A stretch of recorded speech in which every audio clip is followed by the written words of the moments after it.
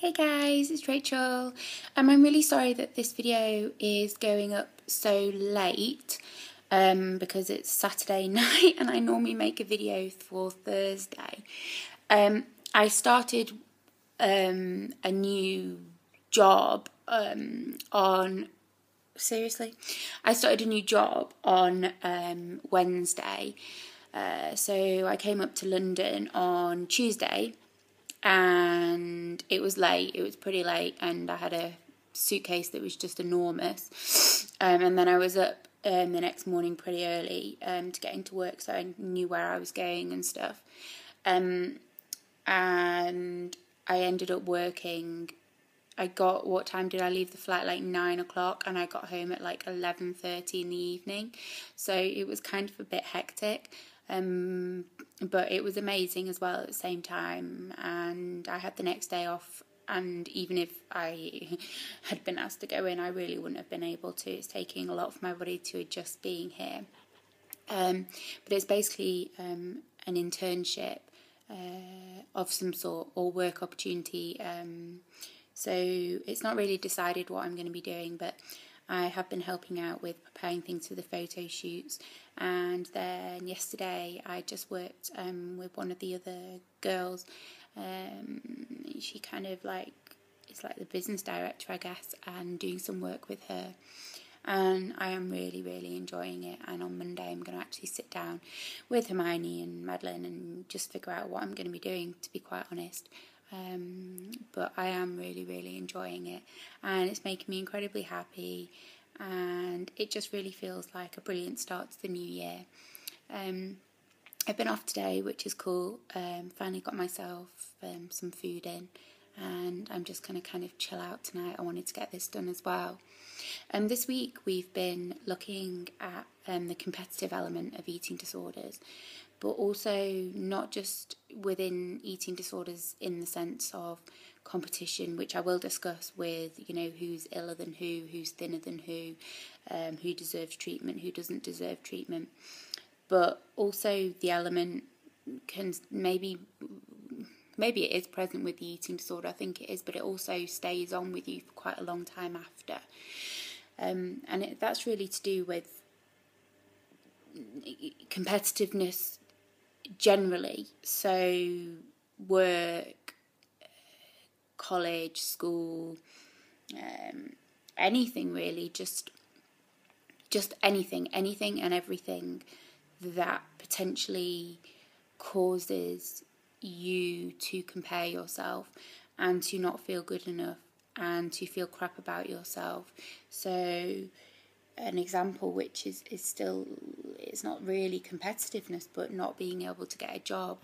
And I know a lot of people who struggle with that, and it's a big problem in this country at the moment, but it's also a problem in many other places. And it does leave you thinking, well, why am I not getting work? And fortunately enough, I'm strong enough inside myself to know that it isn't personal. Obviously it's personal because you're not getting the job, but personal in the sense that you can only do so much to help yourself. So where I'll start is within the eating disorder. Sorry, my nose is it's starting to, trying to snow outside, and I've just been outside in it. So within the eating disorder, it is renowned that people with eating disorders, one of the biggest element of an eating disorder is the competitiveness and worthiness. And so I cannot, or you could not necessarily say to somebody you have an eating disorder, because their response may be something along the lines of, no, I don't, I eat too much, or I weigh too much, or I don't look like this person, or I don't look like that person. And I think one of the biggest issues, and it is kind of being addressed within eating disorders, and I felt it myself, was that we have an image inside of our head of what somebody with an eating disorder looks like. And even if someone's struggling with bulimia itself, there is still a kind of anorexic voice there, very, very much so. I, fortunately enough, never dealt with bulimia, but I think people I hope I'm correct in saying this, with bulimia, when that's kind of their primary issue, do struggle immensely with anorexic thoughts, and more often than not don't take their illness seriously because they are not the image of a person with anorexia. And what has been frustrating over the years is that when somebody's been interviewed over their eating disorder, it has focused on somebody being completely emaciated. Sorry, I'm just trying to hold this. Being completely emaciated. And so you look at yourself and think, and I know I did, well, I'm not really ill because I don't look like that person. And what goes on in magazines is that they need to show the person at their illest. Illest? Is that even English? And so you may have a person who shows themselves when they were completely emaciated and then shows themselves when they are better. And I can understand that use of showing how extreme that can be. But all that does is feed into competitiveness. And one of the things that used to happen for me, getting ill was never about celebrity culture. It wasn't. It had nothing to do with it. And yet when I was ill, I would think, I'd see a picture of somebody like in a magazine on the front cover and I'd be like, well, she's smaller than me, but why does she look so amazing? Why is her hair so beautiful? Why is her skin so clear when I'm sat here and I don't feel as thin as her, but my hair's falling out and my skin is awful and I feel like shit and I look like shit. Why does she look so amazing? And it would take that away. The other competitiveness is obviously with people who you're around. I've got a bit of an issue with eating disorder units because I think there can be a huge degree of competitiveness. If you put somebody who's a more normal weight in with people who aren't, there's going to be an issue there. And unfortunately, well, fortunately that doesn't happen, but unfortunately, people only seem to be getting the help and support that they need when they are completely emaciated. So you very rarely get a normal, like somebody of a normal size, say my size, who would be put in hospital because of their eating disorder. And so what then happens is that you compare yourselves with those people and you let yourself get worse. And you get worse because that's the nature of an eating disorder, because it doesn't just kind of stay still. It worsens as time goes on. And you only get the help when you tend to hit a certain weight or something happens. And that is something I've seen time and time again. Despite how poorly I was, I never got support in the NHS. I mean, I don't anymore, and I haven't done all through my illness, and I know how ill I've been and the struggles I still deal with now with my mood.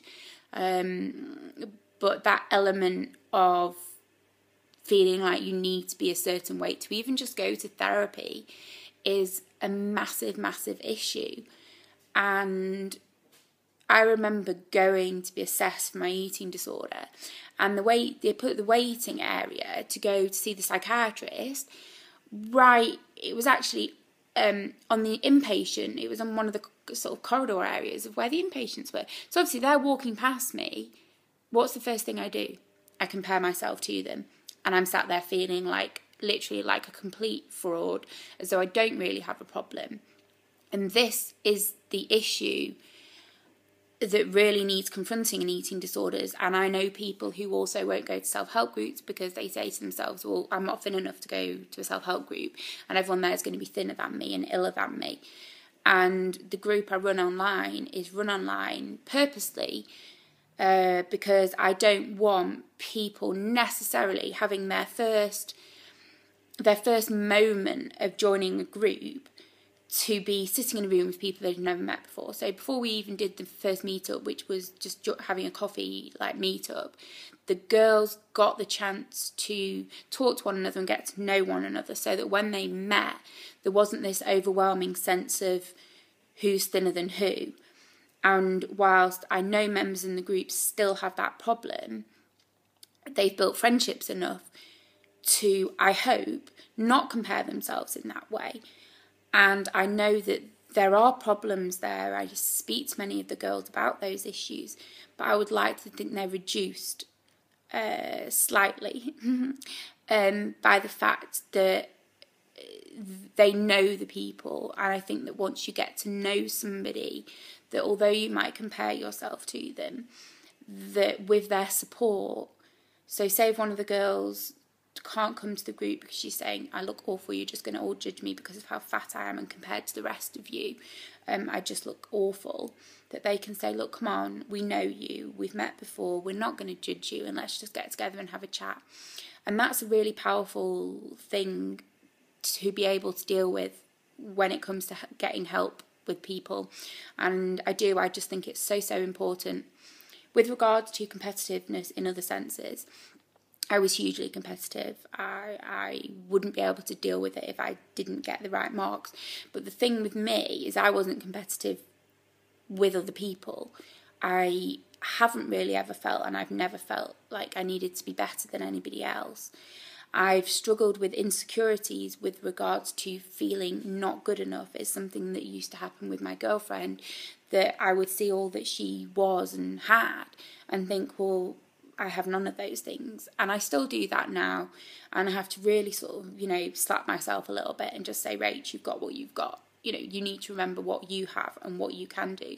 And obviously starting this job, the first thing I was doing was, well, I can't do what they're doing, can't do what those interns are doing, because what they're doing, involves skills to do with fashion, to do with textiles, to do with fitting, literally handcrafting beads to a dress. I didn't feel I fitted with the sort of marketing PR side of it. I certainly wasn't a designer, and so I felt a little bit lost. And I did judge myself on that. And afterwards, I just thought, you know what, Rach, you've had a really amazing time, and you just have to take that from it. And I question myself all the time. I take pictures. I don't think I'm a good enough photographer.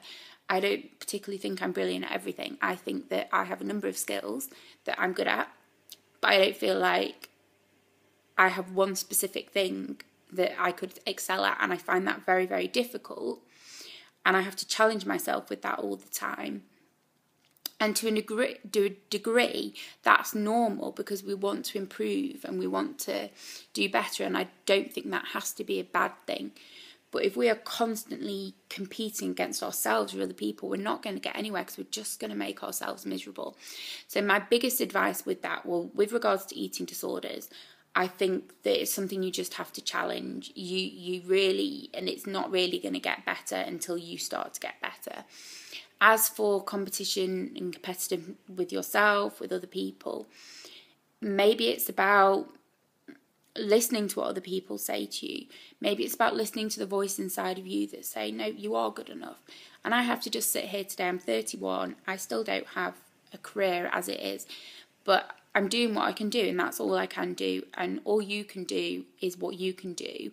And all that you can be is all that you can be. And all that you can do is keep moving forwards. And what I would say to you is be in that moment, live in that moment, do what you can in that moment, and allow yourself to live without this fear of feeling like you're not good enough, because you are good enough. I'm good enough. If I'm good enough, you're good enough. I'm no better than any of you watching this video. We're all as good as each other. We all have our own capabilities. We all have our own personalities. We all have the different unique things that we can offer to the world. And so if I have things to offer to the world, you have things to offer to the world.